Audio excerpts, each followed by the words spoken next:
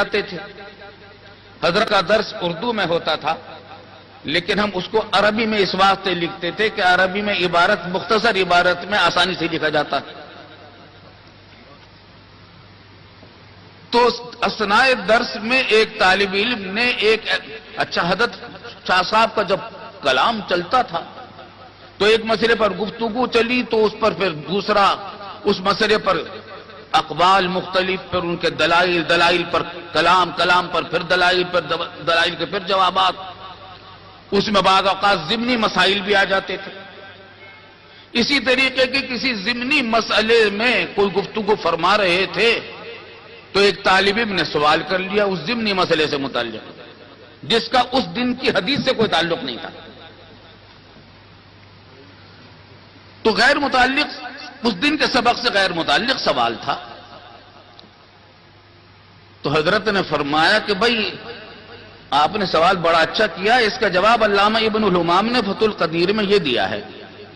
اور یہ کہہ کر فتح القدیر کی عبارت حفظ پڑھنی شروع کی. فرماتے ہیں کہ ایک جملہ، دو جملے، تین جملے، اب وہ ہے کہ عبارت پڑھتے چلے جا رہے ہیں حفظ. تو ہم حیرت میں ڈوب گئے اور ہمارے قلم رک گئے اور ہم حیرت سے تکنے لگے حضرت شاہ صاحب کو. تقریباً آدھے صفحے کی عبارت فتح القدیر کی حفظ سنائی.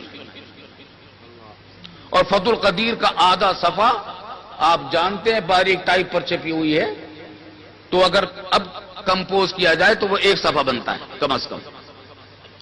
فرماتے ہیں کہ جب حیرت سے ہم تکنے لگے تو حضرت کو بھی خیال ہوا. تو فرمایا کہ جاہلین، حضرت شاہ صاحب رحمۃ اللہ علیہ اپنے شاگردوں کو پیار میں جاہلین کہا کرتے. جاہلین، یہ سمجھتے ہوگے کہ یہ فتح القدیر کی عبارت میں آج ہی دیکھ کر آیا ہوں. ایسا نہیں ہے. فلاں سن میں اتنے سال پہلے مجھے سفر پیش آیا لکھنؤ کا. ایک دو دن کا کام تھا مگر اس کام کی وجہ سے مجھے 8-10 دن رکنا پڑ گیا. میزبان کے پاس ٹھہرا ہوا تھا. اب میرے پاس کوئی اور مشغلہ نہیں تھا. اس کام میں روزانہ ایک تھوڑا ہی وقت لگانا پڑتا تھا، باقی وقت فارغ تھا. دل پریشان ہونے لگا تو میں نے ان سے پوچھا تمہارے پاس کوئی کتاب ہے؟ تو انہوں نے کہا کہ ہمارے ابا جان کے زمانے کی ایک کتاب رکھی ہے الماری میں، وہ دیکھ لیجئے، عربی میں ہے. تو کہ مجھے لے گئے تو وہ کتاب دکھائی تو فتح القدیر تھی 6 جلدوں میں. فرمایا کہ وہ 8 دن جو تھے ان میں فتح القدیر کی سب جلدوں کا اس دن مطالعہ کیا تھا میں نے وہاں. اور یہ عبارت بھی اسی وقت پڑھی تھی. اس وقت کی عبارت کتنے سال پرانی عبارت آج حفظ پڑھ کے سنا رہے تھے. اچھا، اور حیرت کی بات اور 8 دن میں مطالعہ کیا فتح القدیر کا، اور اتنا جلدی اتنا تیز مطالعہ، پھر گہرا کتنا، اس کا اندازہ آپ اس سے کیجئے کہ ایک موقع پر حضرت شاہ صاحب رحمۃ اللہ علیہ نے فرمایا کہ فتح القدیر میں جتنی احادیث پر بحث علامہ ابن الہمام نے کی ہے وہ ساری احادیث علامہ ذیلی کے نصب الرایہ سے ماخوذ ہیں. آپ اندازہ کیجئے، یہ بات وہ کہہ سکتا ہے جس نے فتح القدیر کو بھی حفظ کیا ہو اور نصب الرایہ کو بھی. اور آگے فرماتے ہیں، پہلے فرمایا کہ جتنی حدیثیں فتح القدیر میں آئی ہیں وہ ساری کی ساری نصب الرایہ سے لی ہیں علامہ ابن الہمام نے، سوائے 3 حدیثوں کے. سوائے 3 حدیثوں کے. یہ 3 حدیثوں کا جو استثناء ہے یہ سوائے اس کے شخص کے نہیں کر سکتا جس کو نصب الرایہ بھی ازبر یاد ہو اور فتح القدیر بھی ازبر یاد ہو. حافظے کا تو یہ عالم. اب دیکھیے علم کی پیاس. والد صاحب رحمۃ اللہ علیہ فرماتے تھے کہ میرے استاد علامہ شبیر احمد صاحب عثمانی راوی ہیں اس واقعے کے کہ جب حضرت شاہ صاحب رحمۃ اللہ علیہ مرض وفات میں تھے تو سب کو ہر وقت فکر لگی ہوئی تھی کہ پتہ نہیں کب یہ حادثہ پیش آ جائے گا. تو ایک رات میں اخیر شب میں یہ شہرت ہو گئی دیوبند میں کہ حضرت کی وفات ہو گئی۔ علامہ شبیر احمد صاحب عثمانی رحمۃ اللہ علیہ فرماتے ہیں کہ میں بے چین ہو کر نکلا تو حضرت شاہ صاحب رحمۃ اللہ علیہ کا مکان محلہ خانقاہ میں تھا، دارالعلوم دیوبند کی بستی سے قدر باہر، بالکل کنارے پر۔ فرماتے ہیں کہ وہاں پہنچا تو دور سے دیکھا کہ حضرت کے مردانہ کمرے میں لائٹیں جل رہی، بجلی تو ہوتی نہیں تھی اس زمانے میں، روشنی۔ اس سے میرا ماتھا اور ٹھنکا کہ خبر صحیح معلوم ہوتی ہے۔ لیکن جا کر میں نے جو السلام علیکم کہا استیزان کے لیے، اجازت لینے کے لیے، تو اندر سے حضرت کی آواز آئی کہ آ جاؤ۔ اندر جا کر جو دیکھا تو منظر یہ تھا کہ مصلی پر بیٹھے تھے، ہاتھ میں فتاوی شامی تھی رد المحتار، اور لائٹین کے سامنے دو زانو بیٹھے جھکے ہوئے اس پر مطالعہ کر رہے تھے شامی کا۔ علامہ شبیر احمد صاحب عثمانی کو حیرت ہوئی کہ اتنے سخت بیمار ہیں اور اس وقت اس طریقے سے مطالعہ فرما رہے ہیں۔ اچھا، ہمیشہ حضرت شاہ صاحب رحمۃ اللہ علیہ کبھی ٹیک لگا کر مطالعہ نہیں فرماتے تھے۔ والد صاحب رحمۃ اللہ علیہ فرماتے ہیں کہ ہمیشہ کتاب کے تابع ہو کر بیٹھتے تھے، تو یوں جھک کر مطالعہ فرما رہے تھے۔ تو علامہ شبیر احمد صاحب عثمانی فرماتے ہیں کہ میں نے سلام کیا، خیریت پوچھی، پھر عرض کیا کہ حضرت ایک بات سمجھ میں نہیں آئی۔ فرمایا کیا؟ کہتے میں نے عرض کیا کہ حضرت یہ بات سمجھ میں نہیں آئی کہ اس وقت میں آپ کو کون سا ایسا مسئلہ پیش آ گیا تھا جس کا حکم آپ کو معلوم نہیں تھا، اور اگر کوئی ایسا مسئلہ پیش آ گیا تھا تو ہم غلام کہاں مر گئے تھے، آپ ہمیں خود حکم دے دیتے، آپ کو نکال کر دکھا دیتے، عرض کر دیتے۔ یہ بات سمجھ میں نہیں آئی۔ تو فرماتے ہیں کہ حضرت کا مزاج یہ تھا کہ بھول پن بہت تھا، اس قسم کی بات کا کوئی جواب ذرا جلدی نہیں دیتے تھے، کہتے تکنے لگے میرے چہرے کو اور پھر فرمایا کہ بھائی یہ بھی ایک بیماری ہے، یہ بھی ایک بیماری ہے۔ مسئلہ کوئی تلاش کرنا نہیں تھا، سارے معلوم تھے، لیکن مطالعے کے بغیر چین نہیں آتے تھے۔ تو ان حضرات کا ایک خاص وصف یہ تھا کہ حاصل شدہ علم پر کبھی ان حضرات نے قناعت نہیں کی۔ والد صاحب رحمۃ اللہ علیہ فرماتے تھے کہ ایک زمانے میں فرمانے لگے کہ دیکھو قدیم فلسفہ تو اب قدیم ہو گیا، جدید فلسفہ بھی پڑھنا چاہیے۔ چنانچہ والد صاحب رحمۃ اللہ علیہ فرماتے تھے کہ ہمیں جدید فلسفہ بھی ادھر ادھر پڑھا ہے۔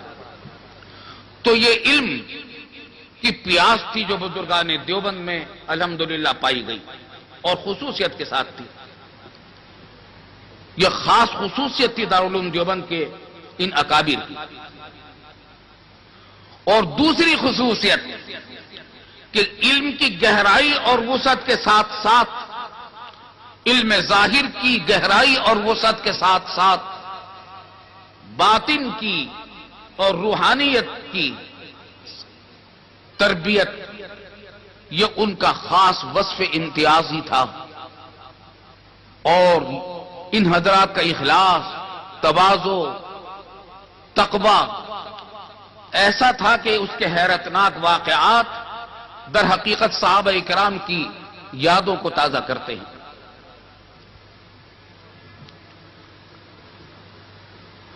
حضرت شیخ الہند رحمۃ اللہ علیہ کا واقعہ میں نے والد صاحب رحمۃ اللہ علیہ سے سنا کہ حکیم الامت حضرت مولانا اشرف علی صاحب تھانوی نمبر اللہ مرقدہ جب دارالعلوم دیوبند سے فارغ التحصیل ہو کر کانپور تشریف لے گئے، وہاں مدرسے میں آپ پڑھاتے تھے، تو اس علاقے میں کچھ حضرات اور تھے جو ذرا کچھ بدعات کی طرف مائل تھے اور بزرگان دیوبند کو کچھ نہیں سمجھتے تھے، اور یہ سمجھتے تھے کہ ان کے پاس کیا علم ہوتا، یہ تو مسجد یہ معمولی قسم کے لوگ ہیں۔ تو کچھ اختلاف بھی رکھتے تھے، کچھ بدعات بغیر کی وجہ سے، اور علماء دیوبند کو رنگ میں نہیں لاتے تھے۔ تو حکیم الامت حضرت تھانوی رحمۃ اللہ علیہ کی دعوت پر شیخ الہند رحمۃ اللہ علیہ کانپور تشریف لائے. اعلان ہوا تو بہت بڑا جم غفیر جمع ہوا، عظیم الشان جلسہ ہوا، حضرت کا بیان شروع ہوا. حضرت شیخ الہند رحمۃ اللہ علیہ کی فصاحت و بلاغت اور علوم و معارف کا کیا ٹھکانہ، ان کا جو بیان شروع ہوا تو پورے مجمع پر ایک سکتے کسی کیفیت طاری ہو گئی اور علوم و معارف کے دریا بہا دی حضرت نے. ابھی بیان چل رہا تھا کہ وہ حضرات بھی آ گئے جو دوسرے مسلک سے تعلق رکھتے تھے. اس زمانے میں مسلکوں کے درمیان اتنی منافرت نہیں تھی کہ ایک دوسرے کے جلسوں میں شریک نہ ہو. تو وہ آ گئے، آ کر بیٹھے. جیسے ہی حضرت شیخ الہند رحمۃ اللہ علیہ کی نظر ان پر پڑی، فوراً جملہ ادھورا چھوڑ کر ایک سیکنڈ کو کچھ سوچا اور خاموش ہو گئے اور خاموش ہو کر بیٹھ گئے. حضرت تھانوی رحمۃ اللہ علیہ فرماتے ہیں کہ ہمیں خیال ہوا کہ شاید حضرت کو پیاس لگی ہے یا کھانسی لگی ہے، کوئی دسکا لگ گیا ہے یا سانس لینے کے لیے رک گئے ہیں. چند منٹ ہم نے دیکھا مگر حضرت بالکل فارغ ہو گئے. فرماتے ہیں کہ میں نے جا کر حضرت سے سرگوشی کی کہ حضرت کیا بات ہے، پانی پیش کروں کا کہ نہیں؟ کہ بھئی کیا بات ہے؟ کہ وہ سب بیان نہیں ہوگا.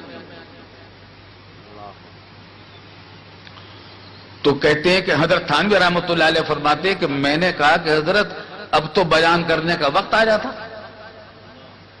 یعنی کیا مطلب ہے کہ حضرات آئے تھے مخالفین، اور وہ بیان سنتے تو پتہ چلتا کہ ہمارے بزرگوں کے پاس کیسا علم ہے. تو کہتے میں نے صرف اتنا ہی کہا کہ حضرت اب تو بیان کرنے کا وقت آ جاتا. حضرت شیخ الہند رحمۃ اللہ علیہ نے کیا جواب دیا؟ فرمایا کہ ہاں یہی خیال مجھے بھی آ گیا تھا،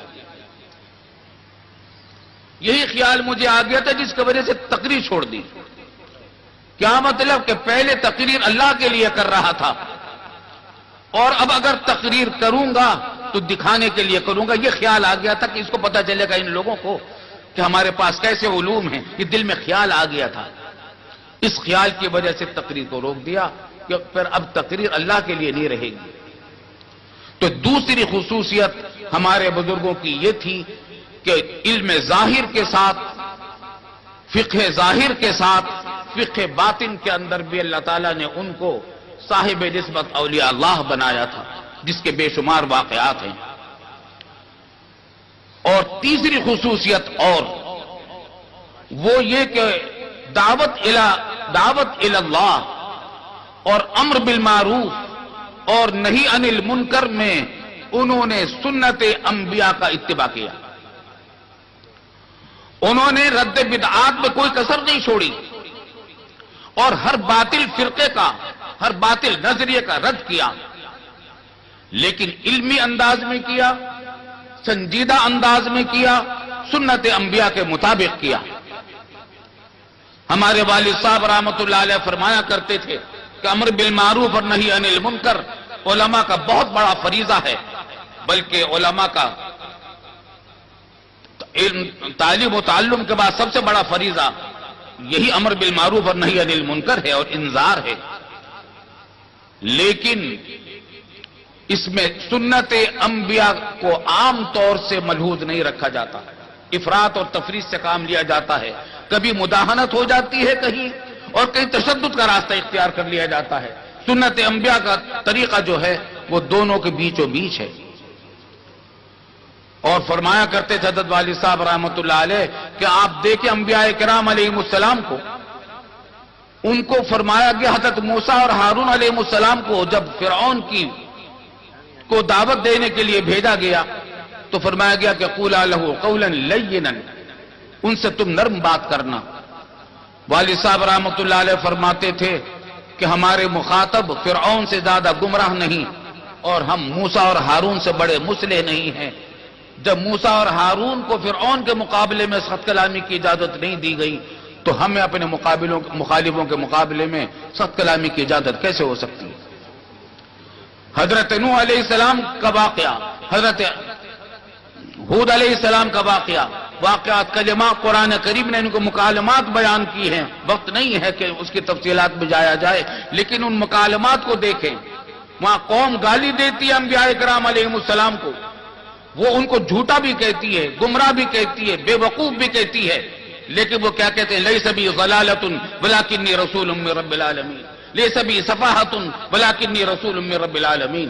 تو ہمیشہ ان بزرگوں نے سنت انبیاء کو اختیار کیا اور اعتدال کے ساتھ، نرمی کے ساتھ، خیر خواہی کے ساتھ انذار کیا ہے۔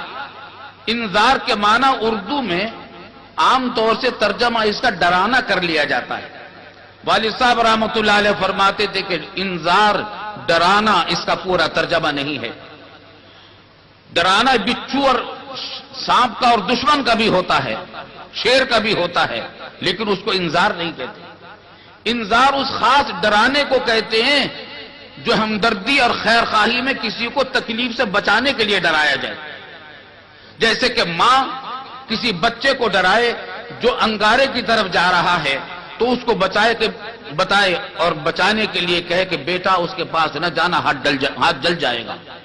اس ڈرانے کو انذار کہتے ہیں، جس طرح ماں اپنے بچے کو تکلیف سے بچانے کے لیے ڈراتی ہے۔ تو انذار تھا انبیاء کرام علیہ السلام کا طریقہ، اور رسول اللہ صلی اللہ علیہ وسلم کو نذیر بنا کر بھیجا گیا۔ وَلِيُنذِرُوا قَوْمَهُمْ، سورہ توبہ کی جس آیت کو میں نے پڑھا تھا اس کے اندر یہی فریضہ علماء کرام کا بتایا گیا ہے کہ وہ انذار کرے قوم کو، اور انذار کے معنی وہی ہیں کہ خیر خواہی کے ساتھ، نرمی کے ساتھ ان کو اللہ کے عذاب سے بچانے کی کوشش کی جائے۔ یہ تین خصوصیات تھی۔ ایک، علم کو ہمیشہ زیادہ بڑھانے کی کوشش، دوسرے ظاہر اور باطن دونوں میں سنت اور قرآن و سنت کا اتباع، ظاہری اعمال میں بھی اور باطنی اعمال میں بھی، اور تیسرے یہ کہ انذار جو علماء کرام کا فریضہ ہے اس میں انہوں نے سنت انبیاء کرام کو اختیار کیا۔ اس میں اگر کبھی اختلاف بھی پیش آیا تو مخالفین کے ساتھ سخت کلامی نہیں کی، بلکہ جن لوگوں نے سخت کلامی کی اس کو برداشت کیا۔ میں نے حضرت والد ماجد رحمۃ اللہ علیہ سے سنا، دارالعلوم دیوبند چونکہ حضرت خاندان شاہی ولی اللہ ہی کی ایک میراث ہے، تو حضرت شاہ اسماعیل شہید رحمۃ اللہ علیہ کا واقعہ سنا کہ حضرت شاہ اسماعیل شہید رحمۃ اللہ علیہ رد بدعت میں بہت پیش تھے۔ تو کسی شخص نے جو ان سے عقیدت نہیں رکھتا تھا، مخالف تھا، حضرت مسجد سے باہر نکل رہے تھے تو اس نے کہا کہ حضرت میں نے سنا ہے کہ آپ حرام زادے ہیں۔ کیا کہا؟ میں نے سنا ہے آپ حرام زادے ہیں۔ اب دیکھیے نا، مجھ جیسا کوئی آدمی ہو تو کیا جواب دے گا؟ غصہ آئے گا، گالی کا جواب گالی سے دینے کی کوشش کرے گا۔ فرمایا کہ بھئی آپ کو کسی نے غلط اطلاع دی ہے، میری والدہ کی شادی کی اور نکاح کے گواہ تو اب بھی موجود ہیں، ان سے تحقیق کر سکتے ہو جا کر۔ یہ جواب دیا اس کی گالی کا۔ ہمارے بزرگوں کا شیوہ یہی تھا۔ اللہ تعالی ہمیں ان کی ان خصوصیات کو برقرار رکھنے اور پھیلانے کی توفیق عطا فرمائے۔ وآخر دعوانا الحمدللہ۔